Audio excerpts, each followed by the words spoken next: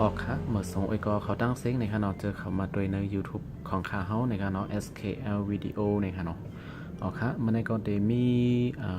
โฟน Oppo ในค่ะเนาะมาลงดิกไต้ในค่ะเนาะออกค่ะ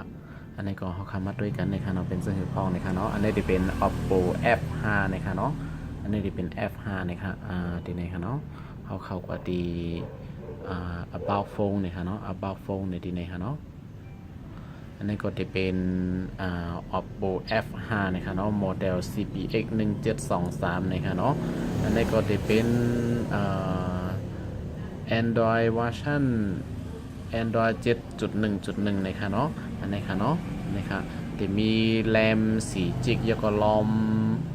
32 จิกนะครับเนาะ32 กิกนะครับเนาะค่ะอันนี้ก็เขาคำมาด้วยนะครับเนาะอันนี้มันเตะไปอ่านรายละเอียดใต้ในฮะเนาะสองเจอเขาเข้ากว่าดีเนอะYouTube ว่า Facebook ว่าเจอในไหนมันก็ดียังอ่านลิกใต้ไปไล่ในฮะเนาะตึกไล่อยู่จังไหนในฮะเนาะอ๋อค่ะนั่นคือมันปกติไล่นั่นเขาขาดดีเข้ากว่าในฮะเนาะกว่าโหลดมาจำด้วยนะครับกว่าจันเอามาจำด้วยในฮะเนาะอ๋อค่ะอันตั้งสุดในก็กว่าดี Play Store ในฮะเนาะ Google Play Store ในฮะเนาะอันนี้ก็หาดีว่านำเต็งนะคะเนาะเอาเว็บตีเป็นตอนตา Oppo นะคะเนาะนำเต็งเว็บ Pro for Oppo นะคะเนาะ Oppo นะคะเนาะอันนี้เอาอันตีเป็น2017นะคะเนาะอันไรก็จำด้วยอะไรอยู่ค่ะเนี่ยอันนี้ก็ดีเขาดีจำด้วยดีเป็น2017นะคะเนาะติดตั้ง install นะคะเนาะ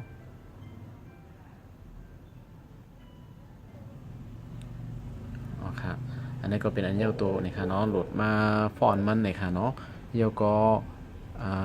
เข้าคาเตจันคีย์บอร์ดมันนี่ค่ะเนาะมาจำด้วยนี่ค่ะเนาะ C E R R Y นี่ค่ะเนาะ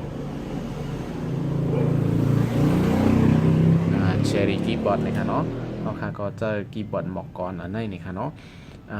อันนี้ก็ตึกอ่านไปเลยนี่ค่ะเนาะหมอกก่อนในดีเนื้อในตึกอ่านอะไรนี่ค่ะเนาะพวกอ่านอะไรจังในเขาขาก็เต็มจังคือก็ดีเต็มอะไรเนี่ยค่ะเนาะเขาขาเด็กคีย์บอร์ดเป็นพิมพ์มันมาเย้าเนี่ยค่ะเนาะเขาขาในก็เขาขาก็ตั้งมันจังเขาขาดีเต็มมาเร็วเนี่ยค่ะเนาะคีย์บอร์ดมันเต็มไปมากเนี่ยค่ะเนาะคีย์บอร์ดลิกเข้านั่นเต็มไปมากเนี่ยค่ะเนาะลิกใต้นั่นค่ะนะใบมีเนี่ยค่ะเนาะเขาขาเพราะฉะนั้นหนังคือมันบดเต็มมีคีย์บอร์ดมานั่นในเขาขาดีเลยเข้ากับดีเซตติ้งเนี่ยค่ะเนาะsetting ยาวก็ดีมาดี additional setting นะคะเนาะตั้งค่าเพิ่มเติมนะคะเนาะเขาค่าเข้ากับดีในเดมีว่า keyboard and input นะคะเนาะเขาค่าก็เข้ากับดี keyboard นะคะเนาะยาวก็ default keyboard นะคะเนาะอันนี้จะเป็น default เนี่ยจะเป็นอันอ่อนดังสุดนะคะเนาะเขาค่าเข้ากับดีในนะคะเนาะยาวก็เข้ากับดีว่าselect keyboard นะคะเนาะอันนี้ค่ะนะเชอรี่คีย์บอร์ดในมันมามีดีในเอาในค่ะเนาะกุ้ยกาเฮาคาไปเลยเปิดปันในค่ะเนาะเฮาคาดีเลยมาเปิดปันดีในในค่ะเนาะดีในให้มันเขียวก่อนในค่ะเนาะอ๋อค่ะอันนี้ก็ use ในค่ะเนาะอ๋อค่ะอันนี้ก็เป็นมันเปิดเย้าโตในค่ะเนาะอันนี้พวกเป็นเช่นนั้นในเฮาคาก็เข้ามาดีแอปหมอกก่อนในค่ะเนาะเด็กดีในค่ะเนาะเหมือนเก่าในค่ะเนาะเขาก็ได้เลยมาเข้าอันตั้งหรือสุดๆในค่ะเนาะเข้ากับที่ในค่ะเนาะมันได้เปิดไว้เป็นอังกฤษเมลเหลวไว้ในค่ะเนาะเขาค่าอันเป็นออโต้ในค่ะเนาะเขาค่าได้เลยปิกอันตั้งหรือในสุดๆในค่ะเนาะเพราะฉะนั้นในเขาค่าก็จงตีมาเปิดอันตั้งในไลน์ในค่ะเนาะอันนี้ก็จะเป็นลิกไทยในค่ะเนาะลิกใต้ในค่ะแล้วก็ลิกมันลิกใต้เมาในค่ะเนาะเขาค่าก็เปิดลิกไทยในค่ะเนาะแล้วก็จะมีลิกใต้ในค่ะลิกมันในค่ะเนาะแล้วก็จะมีลิกใต้เมาในค่ะเนาะเขาค่าก็เปิดไว้จังนั้นในค่ะเนาะแล้วก็เขาขามาอันนี้ตั้งคีย์บอร์ดวันกล้วยนี่ค่ะเนาะอันกำเขาขาจ่องเต็มมาตั้งได้ฟอนต์มันนี่ค่ะเนาะอันนี้ก็เมื่อเร็วจะไว้เป็นคีย์บอร์ดใต้ห้องไปมากนี่ค่ะเนาะนั่นคือปกติเต็มดิกใต้อะไรนั่นเขาขาเข้ามาดีในนี่ค่ะเนาะเข้ากับดีในเหมือนเก่านี่ค่ะเนาะ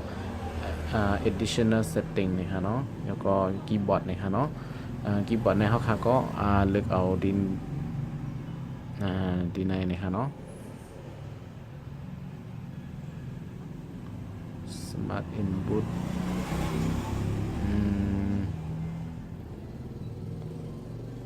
ไรนะคะเนาะ default นะคะเนาะอันนี้ก็เฮาคำก็มาเข้ากว่าที่ดังเหนือนะคะเนาะที่ว่า default นะคะเนาะยกก็เต็กลิกใต้เฮานะคะเนาะเลือกตีในไรนะคะเนาะอันนี้ก็เฮาคำก็เลือกเป็นลิกใต้นะคะ default นะคะเนาะตีในคณะเลือกเป็นลิกใต้ไว้นะคะเนาะสมมติว่าเฮาคาเขาเอาลิกอีสังแต้มในก็เฮาคาก็เข้ามาเลือกเป็นลิกต่างอันอะไรอยู่นะคะเนาะทีในมันจะมีท้ายจึงอันเฮาคาเปิดใส่เข้ามานั่นนะคะเนาะโอเคอันนี้ก็เฮาได้เลือกไว้เป็นลิกใต้นี่ค่ะเนาะเฮาคาก็เต็มจำด้วยนะคะเนาะอันนี้ค่ะลิกใต้เฮาคาในอ่านไปไล่นะคะเนาะตึกเป็นจังไหนกุ้ยนะคะเนาะอันนี้ก็เนี่ยพอเฮาคาเต็มลิกมันได้ตีไล่นะคะเนาะ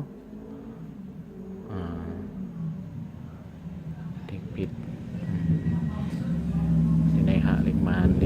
ลิกใต้เมาได้อะไรกำเหลวเนี่ยค่ะเนาะแล้วก็ได้มีในลิกอังเกตเนี่ยค่ะเนาะเอาค่ะตอนตัดดีไลลิกใต้เฮาค่ะนั่นเนี่ยค่ะเนาะเฮาค่ะเข้ากับดีเว็บไซต์เนี่ยค่ะเนาะเว็บไซต์เนี่ยค่ะมีเว็บไซต์เจ้าใต้หนุ่มเนี่ยค่ะเนาะเข้ากับดีเว็บไซต์เนี่ยค่ะเนาะเข้ากับดีว่าwww dot นะครับเนาะได้หนุ่ม .com นะครับเนาะที่ไหนนะครับเนาะ www dot ได้หนุ่ม .com นะครับเนาะอันนี้ก็จะเป็นเว็บไซต์เจ้ามูลเฮานะครับเนาะเจ้าได้หนุ่มนะครับเนาะอ๋อค่ะอันนี้ก็จะเป็น F5 นะครับเนาะตอนตา F5 use นะครับเนาะเฮาค่ะก็เต็กเข้ากับที่ตอนตา Oppo F5 นะครับเนาะอันนี้ก็เข้ากว่าดีในนะครับเนาะเดมีว่า Team Store Update นะครับเนาะ Oppo F5 นะครับเนาะ F5 นะครับเนาะอันนี้ก็เดมีฟอนต์ดีในโหลดไลน์นะครับเนาะจะได้หนุ่มเขาขาเอาขึ้นไว้ปั้นนะครับเนาะเขาขาก็โหลดเอาในกุ้ยนะครับเนาะจันเอาดีในนะครับเนาะเขาขาก็เรียกว่าดาวน์โหลดนะครับเนาะเด็กดีในนะครับอันนี้ก็ดาวน์โหลดลิงก์นะครับดึกโหลดอยู่นะครับเนาะสังเกตว่ามันโหลดเย้าโตเนี่ยก็จันเอาเย้าโตเนี่ยมันก็ติดขึ้นมาปันทางเหนือนะครับเนาะติดตั้งนะครับที่ว่า Open นะครับเนาะเฮาคาก็เด็กเปิดตีในไลน์นะครับเนาะอันนี้ก็เฮาคาก็เด็กที่ว่าinstall นะครับเนาะอันนี้ก็ติดตั้งนะครับเนาะ install เย้าโตนะครับเนาะแล้วก็เฮาคาก็เปิด Open ในด้วยก็ไลน์นะครับเนาะ Open นะครับเนาะอันนี้ก็ตีขึ้นมาเป็นลิกแคร่อนๆนะครับเนาะอันนี้ก็จะเป็นลิกแคนะครับเนาะเพราะว่าเป็นมาลิกแคในเฮาคาก็มาดีแคปหางกวนต่างๆนี่นะครับเนาะอันเหมือนรูปโกแคปหางกวนนะครับนะตีในเข้ากว่านะครับเนาะแล้วก็จะมีตัว AA นี่นะ A ตัวเล็กตัวใหญ่นะครับเนาะจะมี AA เข้ามาดีในนะครับเนาะอันนี้ครับอันนี้ก็ฟอนต์อันมีอยู่ดีในเครื่องในที่เป็นKala OS ในดั้งเนื้อในที่เป็นฟอนต์อันติดมาในเครื่องนะครับเนาะแล้วก็อันตั้งเตอในขณะนำเต็ง2017ในอันเฮาคากว่าจันเอาใน Play Store นั้นมาไว้นั่นเลยค่ะเนาะมา install ติดตั้งไว้นี่ค่ะเนาะเฮาคาก็เลือกเอานำเต็ง2017 Oppo iPhone ในค่ะเนาะเด็กอันไหนแล้วก็อ่านออกนี่ก็เป็นซังในค่ะเนาะอ่านออกก็เด็กตีเตอในค่ะเนาะเด็กที่ว่าอันนี้ค่ะเนาะก็น่าก็จะเป็นอันเย้าโตในค่ะเนาะก็ออกกว่าสิกว่าเต็มลิกใต้เฮาคาซ้ำด้วยแล้วนะคะเนาะอันนี้ครับเตียนเฮาคาเมื่อไกลนั่นอ่านออกเป็นหมอกกรในนั่นเมื่อเร็วอ่านออกไล่นี่ค่ะเนาะแล้วก็ใน Facebook อำว่าใน YouTube อำว่านี่ก็ด้วยไล่หมดยาวนะคะเนาะมันจึงก็ด้วยที่ไหนนี่ค่ะเนาะมันจึงอันนี้ค่ะเนาะใจตื่นหลีนี่ค่ะเนาะอันนี้ก็จะเป็นใจตื่นหลีเพลงความใจตื่นหลีได้ขึ้นมาหมดนะคะเนาะอ๋อค่ะอันนี้ก็เหมือนในตีมีกันได้นึงในค่ะเนาะอันนี้ก็จะเป็นตอนตาก้นเจออันก็ซื้อมาเย้าลง